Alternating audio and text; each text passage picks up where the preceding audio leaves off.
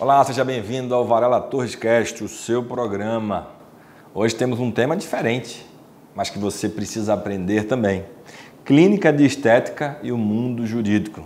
Você já fez algum procedimento de estética? Um botox, para que você possa dar aquele sorriso e não façam aparecer as ruguinhas aí perto dos seus olhos?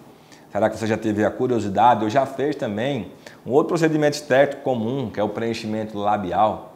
Gente, esse universo de hoje tem tantas coisas, mas você que é empresário e você também que faz esses procedimentos, precisa entender que existem alguns cuidados jurídicos que você precisa ter antes de procurar uma clínica estética, e você que tem a clínica, né, estética, alguns cuidados que você precisa ter em conformidade com a legislação brasileira. E hoje quem vai responder todas as suas perguntas aqui no Varela Torres Cast é o Dr. Matheus Viana, que está conosco aqui pela primeira vez. Dr. Matheus, muito obrigado por aceitar o nosso convite, né? Claro, precisando, estamos aí. A primeira pergunta, eu acho que poderíamos vir aí ao ar, né, à tona, quais são os cuidados, né, que uma clínica de estética precisa ter, né, na abertura em relação à clínica, né? Entendi, Flávio. Essa é uma pergunta muito interessante porque quando o empresário vai abrir uma clínica de estética, não é a mesma coisa dele estar abrindo ali um supermercado, ou seja, um outro ramo de negócio, porque ele vai estar lidando diretamente com o componente humano. Ou seja, a gente tem uma responsabilidade ali mais próxima. Porque em um supermercado, por exemplo, se eu vendo um produto ou serviço, é tranquilo. Se aquele produto, por exemplo, ele tem um problema, eu vou responder perante os órgãos competentes. Se o meu paciente tem um problema que a gente chama de intercorrência, eu vou ter um problema mais sério. E quando eu abro a minha clínica de estética, se ela não estiver com a documentação correta, esse problema vai ser ainda mais agravante. Por quê? Por exemplo, quando eu vou abrir, eu preciso ter obrigatoriamente um termo de livre consentimento. Ou seja, esse termo ele tem que vir com as adequações específicas, ele tem que ter lá algumas informações, autorizações. Meu paciente ele precisa me autorizar e também precisa dizer, fala, olha, o Matheus, por exemplo, né, que é o profissional aqui da clínica, ele me esclareceu acerca do que esse procedimento pode ou não fazer. Isso é uma das diferenças quando você abre uma clínica de estética, porque a clínica de estética, ela acarreta uma responsabilidade muito maior para o empresário do que qualquer outro meio de comércio, porque justamente a gente está trabalhando, mesmo que seja somente para o fim de estética, com a medicina. A gente está trabalhando ali com a anatomia humana, ou seja, tudo pode acontecer. A pessoa vai ali ela vai fazer o uso de uma toxina botulínica, pode acontecer ali uma intercorrência, ou seja, existem várias coisas. Qual é o meu correto de se abrir? Você está assessorado corretamente. Por quê? O seu advogado vai te falar, olha, você precisa de um termo de consentimento, né, que o seu paciente assine. Você precisa falar essas informações para o seu paciente. Ele precisa estar esclarecido sobre isso. Ah, tudo bem, Matheus, então eu já sei o que eu preciso fazer para me resguardar e o que eu preciso fazer para conseguir fazer esse negócio girar, né? Porque o que é mais difícil hoje, conseguir fazer o negócio girar. Basicamente, né, para você comprar produtos hoje no meio da estética, que você vai precisar de insumos, por exemplo, a toxina botulínica, o preenchimento para fazer o preenchimento labial, para fazer a famosa harmonização facial, você precisa cumprir alguns requisitos regulatórios. Se esses requisitos não estiverem já cumpridos, você não consegue nem comprar. Ou seja, você abre as portas, mas não consegue fazer o negócio andar. Com restrição. Com restrição. Tem uma pergunta aí, né? Nesse tipo de procedimento, estamos falando de um mundo aí, né, da medicina, esse profissional teria uma responsabilidade de fins, né, ou de meios na parte da estética? Isso é muito interessante.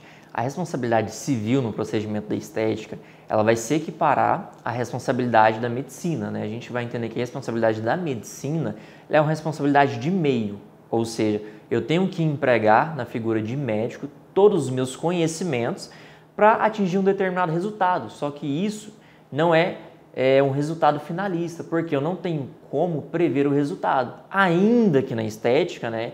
Logicamente, nós não seremos demagógicos, falar, eu não vendo que a pessoa vai ficar com uma boca bonita, eu não vendo que a pessoa vai ficar sem nenhuma expressão de rugas. Só que você sabia, por exemplo, nós já temos estudos comprovando que a toxina botulínica, ela dura até 3 meses. O que pode acontecer nesse meio?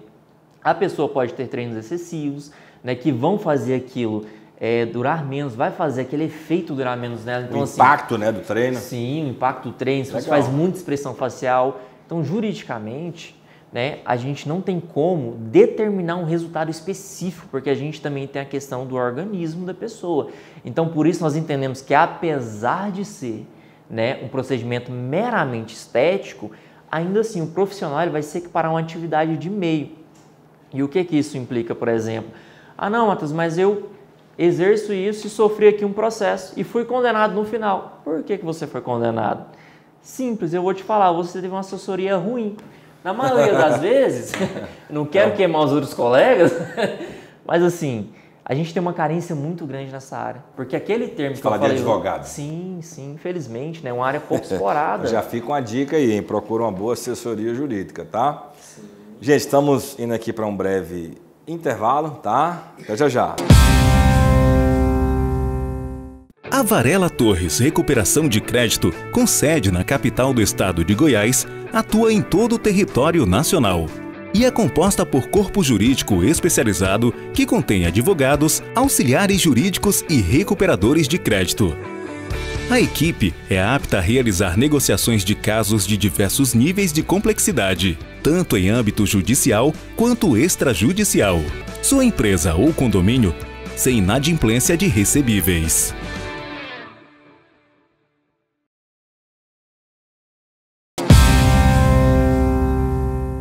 Olá, estamos de volta aqui na Rede Capital de Comunicação com o programa Varela Torres Cast. Hoje batendo um papo sobre clínica de estética e o mundo jurídico. E como convidado aqui especial, o Dr. Matheus Viana. A gente no bloco anterior estávamos aqui falando um pouco sobre as questões das intercorrências, né, que podem acontecer nesse mundo aí da estética. Eu tenho uma pergunta aqui que vai complementar, acredito eu, a pergunta do bloco anterior, que diz o seguinte: em caso de intercorrência, qual a responsabilidade civil do profissional? Ele pode ser preso? Ele vai responder a um processo de indenizar? Vamos falar de forma rasgada aqui quais são os prejuízos que esse médico ele pode ter, né? Médico ou outros profissionais, porque hoje existe aí uma gama ampla, né, de procedimentos aí estéticos por diversos profissionais da área de saúde, né? Fala aí um pouco pra gente sobre isso. Então, Flávio, agora eu quero falar diretamente com o profissional e com o empresário, dono da clínica de estética. Porque a gente está falando de um prejuízo que pode vir para os dois. Falando rasgadamente aqui mesmo, em termos populares, caso haja uma intercorrência e a responsabilidade, porque a gente tem que ver isso, a responsabilidade ela não é, pelo que muitos pensam, o objetivo. Existem meios para essa responsabilidade ser entendida como uma responsabilidade subjetiva. Mas, por exemplo, eu fiz um procedimento e tive uma intercorrência na sua clínica. Você é responsável e o profissional que fez é solidariamente responsável juntamente com você. Então, assim, em quais casos isso vai acontecer? Por exemplo, a gente tem famosos casos que saem na rede aí que a pessoa ela não é médica, ela não é biomédica, dentista, não está elencada ali, né? Nos casos, por exemplo, se o empresário quer economizar, vou colocar um estagiário aqui para fazer um preenchimento labial, sem estar sendo assistido corretamente pelo que a sua equipe jurídica te orientou. Tem uma intercorrência? Da cadeia, porque é um crime. Olha aí, ó, da cadeia é um crime, então cuidado com o uso dos estagiários. Isso, então assim, agora em prejuízo financeiro, vamos supor, tem uma forma e é quase a mínima, porque assim, deu intercorrência, o paciente já entende, ganhei na loteria, é só entrar e levar. Aí vai depender muito da tua assessoria, igual eu falei, daquele termo lá na abertura da empresa até na pessoa que está atendendo lá. Porque tem-se uma forma de se falar, eu não posso chegar para o meu paciente e prometer um resultado. Eu posso falar que ele pode esperar um resultado. Só que existem muitas coisas que acontecem entre o procedimento e o resultado. Então, assim, tudo isso, o empresário, ele tem que estar muito bem assessorado para ele não estar incorrendo em prejuízo, porque se ele não tiver a assessoria correta, ainda que a responsabilidade civil não tenha sido incursa no profissional porque ele agiu corretamente, como a lei mandava, ele vai tomar um prejuízo. Então, assim, o principal ponto da responsabilidade civil para você não tomar um prejuízo e não ir parar na cadeia é estar bem assessorado. E o que a pessoa faz, o profissional de saúde lá, quando ele se deparar com essa intercorrência? Qual o primeiro procedimento a tomar? Isso é muito importante, porque apesar de ser uma atividade de meio, o profissional ele tem a primeira coisa a fazer, é verificar se aquilo não é uma questão de urgência ou emergência médica, se aquilo não está atingindo a saúde do paciente. Porque se, por exemplo, está atingindo a saúde do paciente, eu, como profissional, fiz tudo o que eu deveria fazer, o que se esperava de mim. Falando, não vou atender não. Essa intercorrência foi culpa exclusiva dele. Por exemplo, fez um lavien, falei que não podia ir para a praia. Meu paciente faz o quê? No outro dia posta foto na praia. Tem uma queimadura muito forte no rosto. Aquela queimadura ela chega a um 3º grau, vamos supor, né, num exemplo. Aquilo está afetando a saúde dele, eu tenho que agir imediatamente, porque senão é o quê? Omissão de socorro. Cadeia de novo. Então, assim, a primeira questão, profissional, é verificar, atinge a saúde do seu paciente? Não, Matheus, não atinge a saúde do meu paciente. Eu tenho, então, que pagar do meu bolso, eu tenho que tirar o dinheiro da clínica? Também não. Agiu corretamente? Orienta o paciente. Fala, olha, tem um procedimento a ser feito, isso aqui se deu em decorrência do teu organismo, em função disso, todos os procedimentos da clínica foram cumpridos, inclusive documentalmente isso está anotado já, porque você já vai ter recebido a tua assessoria, uma documentação que o paciente previamente assinou, e aí o paciente, às custas dele, vai fazer o tratamento. Tem seguro para a clínica? Como é que ele nega, pode negar atendimento? Assim, como é que é? Hoje existem vários seguros, né, que são da pessoa física e podem se estender à pessoa jurídica, a depender do plano que o empresário fizer, né? Esses seguros, eles são muito interessantes. Por quê? Eles trazem uma tranquilidade para o empresário. Em alguns casos, eu já vi negar. Como? O seguro é justamente para quando você precisa. Quando você precisa, ele nega. É quando o profissional ou o dono da clínica, ou seja, quem contratou o seguro, a apólice, ele não comunica imediatamente na ocorrência do sinistro. Ou seja, quando é o sinistro? Não é quando o paciente fala, eu vou te acionar judicialmente, eu vou te levar na justiça. Quando deu problema. Ele relata do problema. Exatamente. O paciente reclamou, falou, olha, eu tenho uma intercorrência, eu estou sentindo isso, estou sentindo aquilo. Você, como profissional, viu que não está dentro do padrão, já orienta o plano de saúde. O plano de saúde, me desculpe. O seguro da clínica. Já chama o seguro. Uma pergunta que eu acho que as pessoas que estão em casa estão doidas para poder fazer para vocês se estivessem aqui no meu lugar. O procedimento não ficou a contento, eu posso pedir a devolução do dinheiro. Eu queria uma boca igual Angelina Jolie. Não ficou, posso pedir de volta. Isso é excelente, essa vai para o empresário. Tem muito empresário que devolve na hora. Tem empresário que retém. O que é o certo a fazer? O certo a fazer é o seguinte, o procedimento foi feito corretamente, você tem a nota fiscal do produto que foi utilizado, você não tem que devolver o valor. Por quê? É igual eu te falei, lá no início você tem uma documentação assinada, você está sendo orientado do quê? O procedimento estético, ele não depende somente da habilidade do profissional, mas do organismo da pessoa. Então, por exemplo, eu tenho um nariz muito grande e eu quero fazer uma rinomodelação, quero deixar meu nariz mais bonito. O profissional faz tudo corretamente, só que o resultado esperado não fica como eu pensava. Meu nariz ele fica um pouco melhor, que eu costumo falar, não tem como transformar um gato em um leão. Mas com o papai do céu, né? Ué. Aí tem que nascer. Então, assim, são questões, se vier a acontecer, você fez tudo correto, da forma que deveria ser, não se preocupe. Você falar para o paciente, fala, olha, o procedimento foi feito correto, isso foi em decorrência do teu organismo ou algo nesse sentido, não tem como efetuar a devolução, porque o serviço ele foi efetivamente prestado. Então, o profissional, o empresário, não precisa devolver, ele pode ficar com esse valor porque ele já prestou o serviço. Agora, não tem como também você lidar com expectativas de todo mundo, porque estão aí querendo me transformar no Brad Pitt. Vamos do outro lado agora. E o profissional de estética, ele pode se negar a fazer o procedimento estético? Olhou para alguém assim e falou, rapaz, esse daí...